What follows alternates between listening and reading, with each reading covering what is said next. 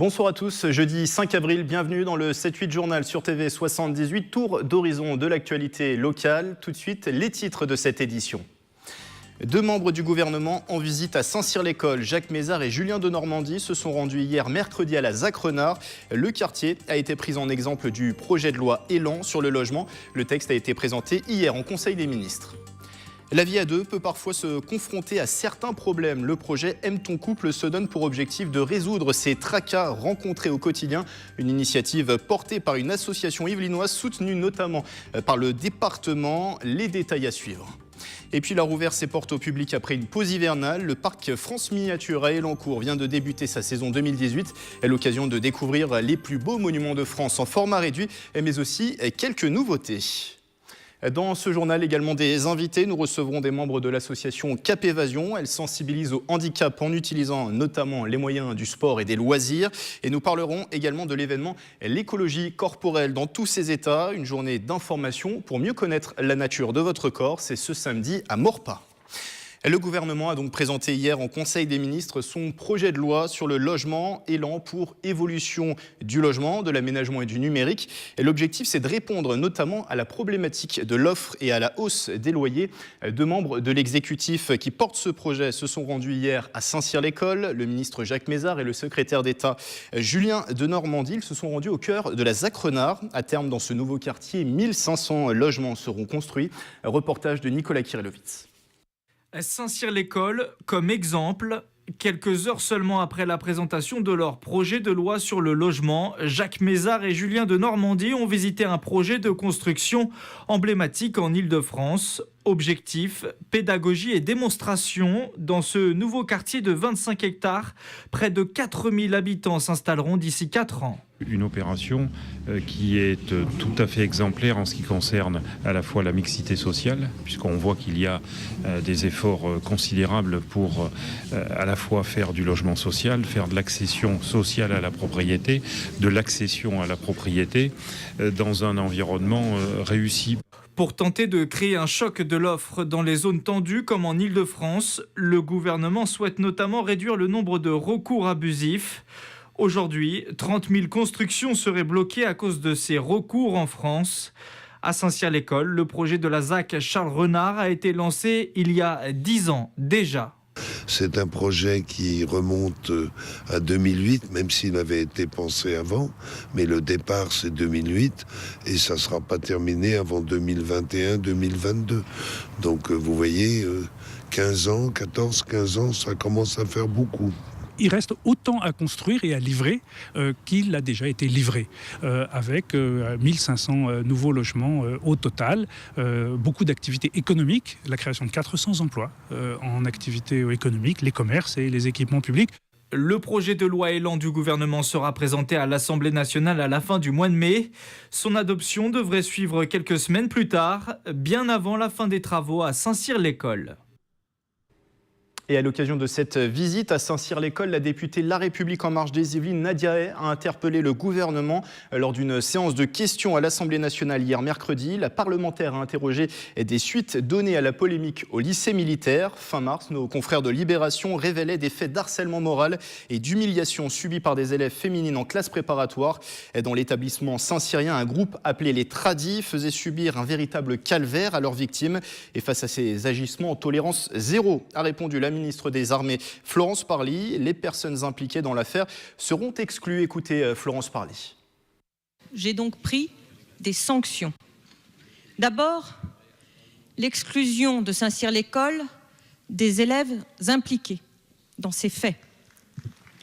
Ensuite, le remplacement, après les examens et les concours qui commencent dans quelques jours, des cadres qui eux aussi sont concernés, assortis de mesures disciplinaires. Enfin, l'interdiction dans les classes préparatoires de ces établissements de redoublement pour les élèves perturbateurs. La ministre a par ailleurs annoncé la mise en place prochaine d'un plan de lutte contre les discriminations au sein des lycées militaires. Autre lycée, toujours à Saint-Cyr-l'École, Jules Ardouin Mansart, qui a entièrement fait peau neuve. Les travaux de l'établissement qui accueille un peu plus de 800 élèves avaient débuté en 2010. Le lycée rénové a été inauguré officiellement ce jeudi matin. Aurélie Ronze et Marion Ptac étaient sur place. Le chantier aura duré 8 ans. Les 15 000 m² du lycée Jules Ardouin Mansart à Saint-Cyr-l'École ont été entièrement modernisés. Montant des travaux, un peu plus de 50 millions d'euros. Un budget entièrement supporté par la région Île-de-France. On n'a pas voulu le faire petit bout par petit bout, mais dans une cohérence pour avoir un lycée du XXIe siècle avec, vous le savez, des moyens de technologie bien sûr différents et une manière d'enseigner et d'appréhender les lieux qui, évidemment, ne pouvaient pas se contenter d'un investissement qui n'aurait pas été justement tourné vers l'avenir. Un lycée du futur avec des façades en pin rétifié, un matériau destiné à durer dans le temps. Le bâtiment aux normes haute qualité environnementale laisse également beaucoup de place à la lumière. C'est un élément moteur de la conception de ce projet, c'est la lumière, la luminosité partout, la fluidité, la souplesse. En opposition avec la barre qui était quand même très obsolète, qui était très fatiguée. Je dis toujours c'était un bâtiment qui était grippé. CDI, salle de classe ou encore préau, tout a été refait pour le bien-être et la réussite des 818 élèves. Malgré tout, la communauté scolaire a dû cohabiter pendant 8 ans avec les travaux. Ça a été parfois des joies immenses et des souffrances importantes et une communauté scolaire a ressoudé. Ce qui me rend heureuse, c'est que la plupart des professeurs qui ont débuté la reconstruction sont toujours là aujourd'hui. Désormais, les élèves du lycée Jules Ardouin Mansart ont toutes les cartes en main pour étudier dans des conditions idéales. Cet ensemble, lui, devrait être inauguré fin 2019. Morpa a lancé la construction de son écoquartier dans la zone d'activité Paris-Ouest. Il abritera à terme plus de 500 appartements. La première pierre a été posée ce matin, en présence notamment de la présidente de région Valérie Pécresse. 113 logements sociaux de ce programme ont d'ailleurs bénéficié d'une subvention de 730 000 € par l'Île-de-France. Un écoquartier qui devra répondre à un certain nombre de critères, comme le précise le maire de Morpa, interrogé par Patrick Jacques de Dixmude. C'est une gestion raisonnée des places de stationnement. C'est également une coulée verte centrale qui, à terme, va pouvoir permettre aux piétons et aux cyclistes d'accéder d'une parcelle à une autre jusqu'au bout de cette longue bande RD13 de 800 mètres de long. Ce sont des matériaux biosourcés. Ce sont également les nouvelles technologies, puisque les appartements seront équipés en domotique, seront tous fibrés également. Donc voilà, c'est un panel, un ensemble de choses, des critères très exigeants que nous demande évidemment cette charte écoquartier. Dans les 3 prochaines années, Morpa va construire plus de 1000 logements supplémentaires pour se plier à la loi SRU qui impose un minimum de 25% de locatif social d'ici 2025.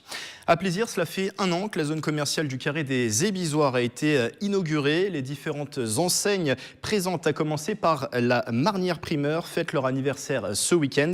Des promotions et des dégustations seront proposées au public. Les détails avec ce sujet de Camille Lambert. Les petits agneaux d'Aveyron, hein. C'est des petits allaitons d'Aveyron. Plus de 5 heures de cuisson à la broche pour cet agneau. Installés depuis le matin, les salariés de la Marnière Primeur de Plaisir font goûter leurs produits aux visiteurs. Moi, je viens depuis la construction. Sur les produits, bien évidemment, c'est très bon, c'est c'est frais. Hein, comme les fruits et légumes, la boulangerie. Non, vraiment, il n'y a rien à redire. Et puis, on espère surtout que ça marchera pour eux. Ouverte il y a 1 an, la zone commerciale des Ébisoires fête son anniversaire. Dégustation, animation et promotion, un moyen de remercier leur clientèle et de fidéliser les nouveaux venus. Il y a déjà 2 marnières, donc un à Morpa qui date de plus de 20 ans et le deuxième qui a été créé en 2009 à la Queue les Yvelines. Et donc là, c'est le 3e magasin à la Marnière qui a ouvert ses portes en avril 2017. On a contacté donc nos partenaires et par rapport aux produits que nous faisons, ils vont venir faire déguster leurs produits. En fait, directement, c'est les producteurs qui vont venir faire déguster à nos clients. J'ai connu l'enseigne il y a 2 ans. Et donc on a fait les travaux de ce magasin l'année dernière. Je suis devenu client. En voyant les produits, on voit que c'est quand même bien présenté, de la belle qualité. Ça donne envie. La Marnière, qui embauche 45 personnes, sert environ 6000 clients par semaine. De nombreuses animations sont prévues jusqu'au 8 avril avec les autres enseignes du Carré. Sensibiliser, changer les regards sur le handicap, c'est la mission que se fixe Cap Évasion. Pour y parvenir, l'association utilise comme vecteur de communication le sport, la culture ou encore les loisirs. On en parle avec nos deux invités, deux étudiants de l'UVSQ en master de management des achats, tous deux membres de Cap Évasion. Donc Alice Mbaka, bonsoir. Bonsoir. Vous êtes la responsable communication de cette association. Avec nous également Hakim Idil, bonsoir. Bonsoir. Co-responsable des partenariats pour Cap Évasion. Alors une première question, et je vais vous laisser répondre à tour de rôle. D'abord Alice. Pourquoi vous vous engagez dans cette cause du handicap ? Tout simplement parce que ma mère travaille avec donc des personnes en situation de handicap et j'ai pu au cours de mes jobs étudiants traiter et travailler avec les personnes en situation de handicap. D'accord. Et lorsque le choix d'un projet lors de notre formation, je pense qu'on n'a pas hésité à se tourner vers un projet associatif. Donc la question ne s'est même pas posée. Donc j'ai souhaité travailler envers le handicap. Hakim, de l'autre côté, pourquoi cette thématique du handicap vous touche ? Alors je suis particulièrement touché, notamment parce qu'il y a des cas dans ma famille qui sont atteints par ce type de handicap. D'accord. Et le handicap mental, car j'ai vraiment envie, également notre association, de lever les a priori qu'ont les gens à l'égard du handicap mental et montrer qu'elles ont des capacités et on aimerait vraiment exploiter leur potentiel. Et justement, quel regard on porte aujourd'hui sur le handicap mental ? Est-ce que c'est un regard qui est encore faussé, à votre avis ? Tout à fait. On n'a pas idée des capacités qu'ont les personnes en situation de handicap. Nous, on sensibilise particulièrement sur les personnes atteintes de trisomie. Mais aujourd'hui, on les accompagne à travailler, à s'insérer dans le monde professionnel. Ils sont tout à fait aptes. Je pense qu'il y a eu justement une femme une femme atteinte de trisomie qui est enseignante aujourd'hui. Il y a énormément de tabous, mais ils ont des capacités, donc personne n'a idée, voire peut-être plus que nous, sans doute. Alors pour sensibiliser justement à cette thématique du handicap mental, pour aussi changer les regards, vous utilisez notamment, il y a plein de moyens, mais le sport comme moyen de communication. Pourquoi c'est un vecteur important, le sport, un vecteur intéressant pour parler du handicap ? Alors c'est une façon pour eux de se sociabiliser et également, comme je le disais, vraiment d'exploiter leur potentiel. Et grâce au sport, elles prennent de l'assurance et ça permet vraiment de montrer aux autres qu'elles ont des capacités, tout comme nous. Oui. Je pense que le sport, c'est le meilleur moyen de mobiliser les personnes, qu'elles soient valides ou en situation de handicap. On parlait de votre engagement tout à l'heure. Pourquoi c'est important pour vous que des jeunes comme vous s'investissent du problème, parlent du handicap ? Je pense qu'on est un petit peu la relève, je pense, et on est aussi là pour véhiculer un message. Je pense que c'est plus fédérateur, en tout cas pour nous, de prendre l'initiative de rassembler les personnes de tout âge. Ça peut très bien être les jeunes ou les personnes âgées ou les adultes. Et je pense qu'on est porteur d'un beau message. Racontez-nous un peu cette année universitaire, cette année de projet que vous avez pu mener pour l'association. Quel type de projet, justement, vous avez pu mener cette année ? Donc, nous sommes en partenariat avec l'association l'APEI, donc accompagnement des parents, des enfants et des amis inadaptés. Donc, nous avons organisé un spectacle à Elancourt qui consistait à mettre en scène une cérémonie des Oscars. D'accord. Donc on a convié les amis, la famille, pour vraiment apporter du divertissement et puis qu'ils puissent, en l'espace de cette soirée, sortir de leur quotidien et être montré s'épanouir durant cette soirée. Justement, les partenariats, c'est votre rayon. Vous êtes en partenariat avec des associations, c'est ça, pour mener des actions. C'est toujours primordial de s'associer à une association. Ouais. Tout à fait, car plus on s'associe avec des associations et plus on gagne en notoriété et plus on peut mettre en place des actions afin de mobiliser un maximum de personnes. Alors, l'un des prochains projets, justement, il devait avoir lieu ce week-end. Finalement, ça a été reporté. On communiquera sur TV78 sur la date prochaine de ce projet. Un challenge départemental du tir à l'arc adapté. Et vous deviez participer, Alice, à cet événement, samedi, à HR. En effet, on devait tous y participer en tant que bénévoles. Mais après faute d'inscrits, je pense que l'événement sera reporté dans 1 ou 2 mois. Mais il sera toujours d'actualité. Mais on communique dessus actuellement sur les réseaux sociaux et sur notre page Facebook en particulier. D'autres projets peut-être que vous allez mener d'ici la fin de l'année ?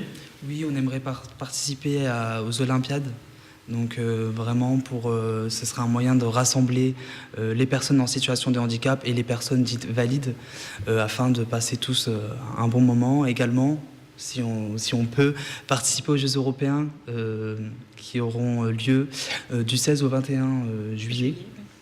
Donc il y aura des personnes en situation de handicap et vraiment en tant que bénévole on aimerait vraiment participer à cet événement. On vous le souhaite en tout cas, on peut retrouver toute l'actualité de l'association sur la page Facebook de Cap Évasion qui s'affiche en bas de l'écran. Merci à vous deux, Alice Mbaka et Hakim Idil d'avoir été avec nous. Je rappelle respectivement responsable de la communication pour cette association et co-responsable des partenariats à Cap Évasion.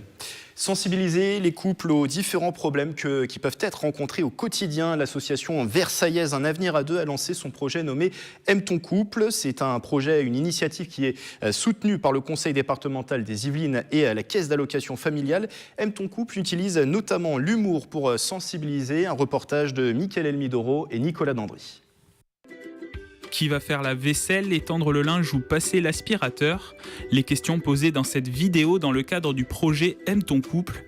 Dans ce cas, la sensibilisation porte sur le partage des tâches ménagères avec comme outil des dessins humoristiques.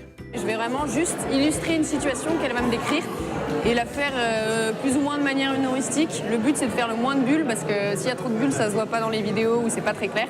Mais le but, c'est de faire quelque chose de simple et qui parle à tout le monde.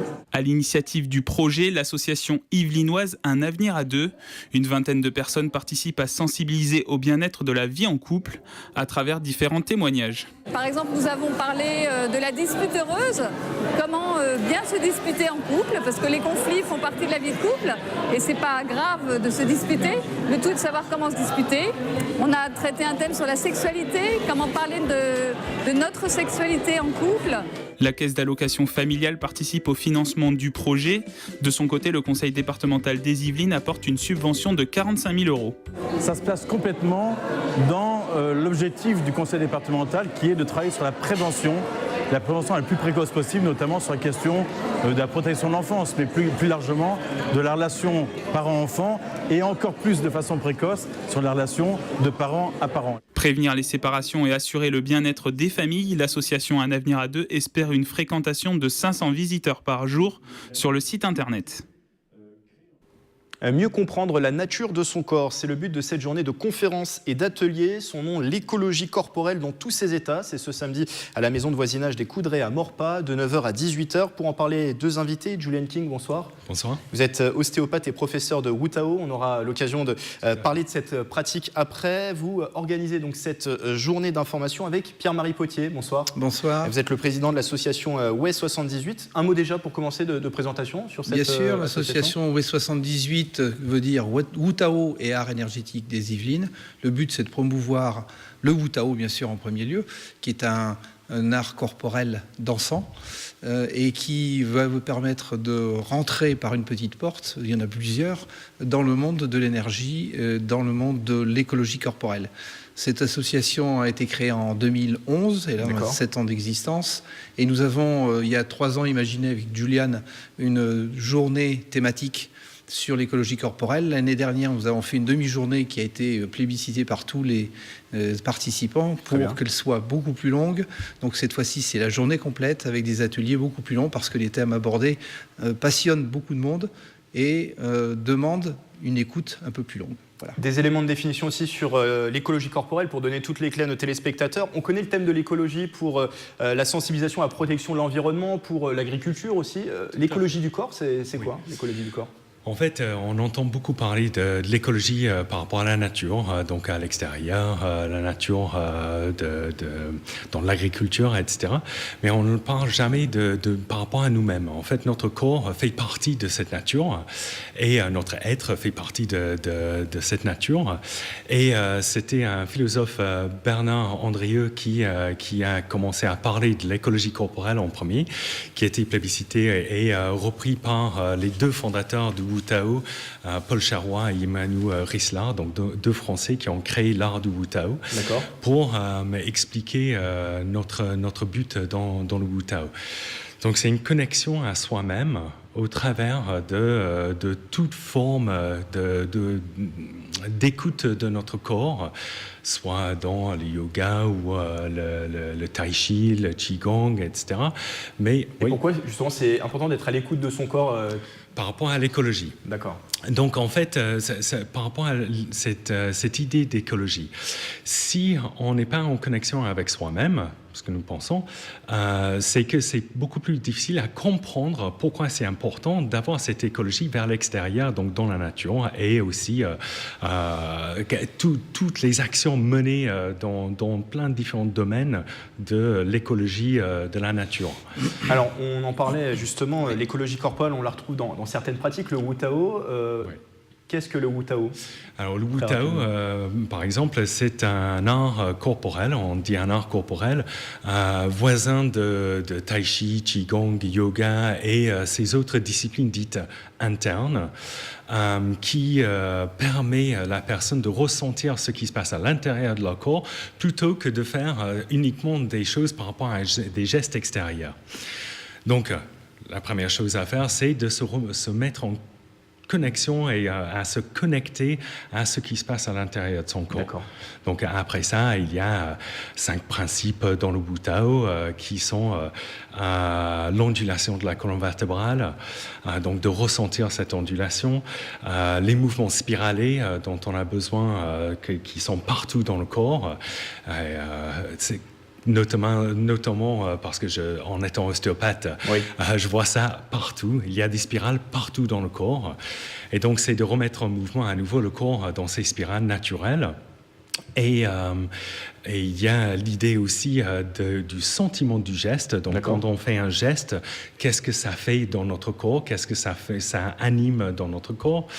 Un dernier mot avant qu'on passe au programme, parce que le temps défile. Oui, allez-y. Et donc, on a plusieurs choses qui sont liées à cette idée d'écologie corporelle. Très bien. Donc, on a fait intervenir, bien sûr, le Wu Tao, mais la danse biodynamique. Ça, il y aura plusieurs ateliers lors de cette journée. Ateliers, qui peuvent nous permettre de se reconnecter à soi-même, donc plusieurs ateliers et aussi plusieurs conférences. Oui, d'ailleurs, Pierre-Marie Potier, plusieurs conférences qui vont animer cette journée. Tout à fait. Le principe de la journée, 5 conférences, 5 ateliers qui se mènent en parallèle.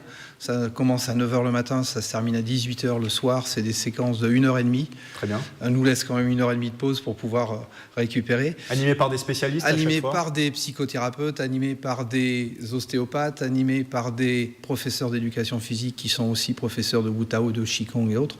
Donc une panoplie de gens, comme je vous le disais, passionnés et passionnants, qui vont permettre à tout le monde de trouver, une information nécessaire, une connexion qu'ils n'ont pas, et surtout de pouvoir ressortir avec l'envie d'aller un peu plus loin dans cette recherche de l'écologie corporelle, parce que c'est une recherche vis-à-vis de soi-même, mais qui passe par la connaissance des autres. En 10 secondes, pour y participer, on peut donner 1 euro symbolique, mais la participation est libre. Alors, la participation est offerte pour tous les auditeurs de TV78 s'ils se présentent samedi, même les téléspectateurs, parce qu'on nous regarde. Et les téléspectateurs, bien sûr.